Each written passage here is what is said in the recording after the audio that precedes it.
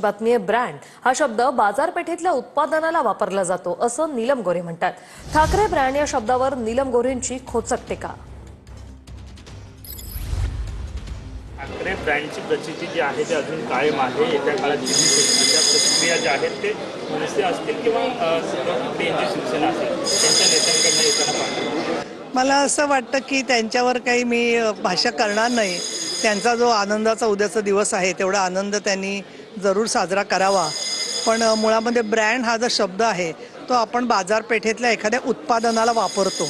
राजकारणामध्ये चैतन्य निर्माण करणं असं जे आहे ते शेवटी नेतृत्वावरती अवलंबून असतं।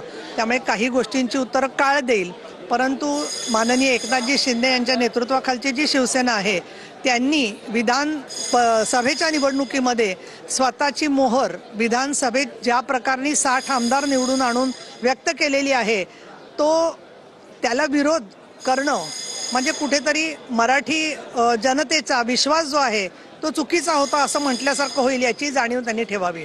आता अलीकडे सतत ठाकरे ब्रँडचा उल्लेख होतोय, विशेषतः विधानसभा निवडणुकीतल्या पराभवानंतर ठाकरे ब्रँड हा चर्चेत आहे। ठाकरे ब्रँड संपवून दिला जाणार नाही वगैरे वगैरे अशी स्टेटमेंट्स होत्या। त्यावर नीलम गोरेंचं असं म्हणणं बाजारातल्या वस्तूंचा